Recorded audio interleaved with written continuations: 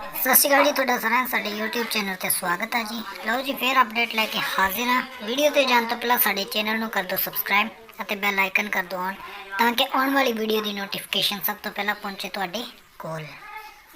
तो दोस्तों अज की वीडियो लैके आए जी तुहाडे लई फॉर्स कैंटीन खासा अमृतसर वालों, भाव के आर्मी कैंटीन अमृतसर वालों भर्ती निकली है दोस्तों। वक्रिया वक्रिया पोस्टां, वक्री वक्री क्वालिफिकेशन है। पूरी जानकारी तुहानूं इस वीडियो दे विच मिलेगी। जेकर पहली बार चैनल विजिट कर रहे हो, चैनल सबसक्राइब कर लो तो वीडियो शेयर जरूर कर दो नीचे शेयर बटन पर क्लिक करके। तो ये दोस्तों सब तो पहला क्वालीफाइड परसनस की मंग की गई है। कॉन्ट्रैक्ट बेसिस से भर्ती है दोस्तों। ये 16 अप्रैल 2021 तो लैके 31 मार्च 2022 तक जी ये रहनी है। 1 साल के लिए रखना है। अगे वधाउंदे आ या तुहानूं कढ़ दिंदे आ, वो इन्हां ते डिपेंड करदा।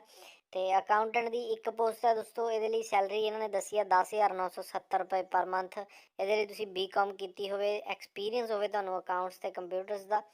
तो बिलिंग क्लर्क के 4 पोस्ट हैं दोस्तों। बिलिंग क्लर्क दियाँ ये सैलरी इन्होंने दसी है 7440 रुपए पर मंथ।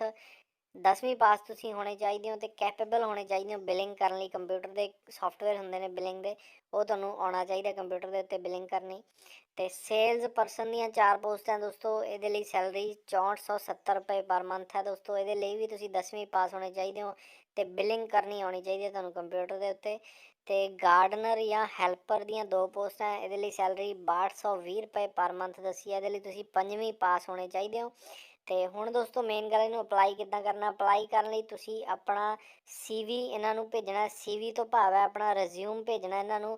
अपना रिज्यूम तैयार करवा लो, जो भी तुहाडी क्वालिफिकेशन है, जो भी एक्सपीरियंस है, उहदे ते मैंशन कर दो सारा अपना, जो भी मोबाइल नंबर, ईमेल ID वगैरह, एड्रैस वगैरह सारा मैंशन कर दो। तो उहदे नाल अपनियां फोटोकॉपीज़ नाल लगाउणियां ने, ठीक है। जेकर तुहाडी मान लो SC कैटेगरी है तो कैटेगरी वगैरह की फोटोकॉपीज़ नाल लगाओ। तो अपना जो भी तुहाडा सर्टिफिकेट है, जेकर ये मान लो जिथे 10th मंगी है तो 10th की फोटोकॉपी नाल लगाओ। तो सैल्फ अटैस्ट जरूर कर दो, ठीक है।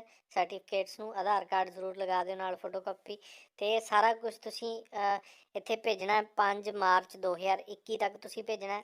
तो इहदा एड्रैस नोट कर लो।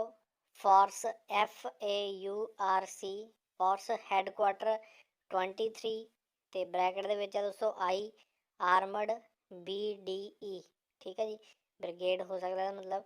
तो ये एड्रैस है दोस्तों। इसका पिन कोड असीं तुहानूं डिस्क्रिप्शन दे विच भी एड्रैस इहदा लिख दांगे स्पैशली, उत्थे जाके तुसीं चैक कर लेना तो पिन कोड नोट कर लेना। तो इसे एड्रैस ते तुसीं भेजना। तो पंजाब के किसी भी कोने 'च तुसीं ये पोस्ट अपलाई कर सकते हो, ठीक है जी। मुंडे कुड़ियां दोवें अपलाई कर सकते हैं। तो एक गल होर, इनू सिविलियन कैंडीडेट्स भी अपलाई कर सकते हैं। ये पोस्टां दे लई जरूरी नहीं है कि एक्स सर्विसमैन ही होने चाहिए ने।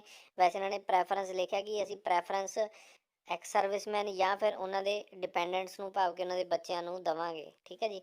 अपलाई कोई भी कर सकता है सिविलियन। तो यदि इंटरव्यू है जी एलीजिबल कैंडीडेट्स की 15 तो 16 मार्च 2021 होनी है। तो रिपोर्टिंग टाइम इंटरव्यू का 8 बजे का सेम एड्रैस रहेगा। तो उत्थे तुसीं अपना रिज्यूम तो ओरिजिनल सर्टिफिकेट्स नाल लैके जाने। कॉन्टैक्ट नंबर भी इन्हां दा दित्ता है।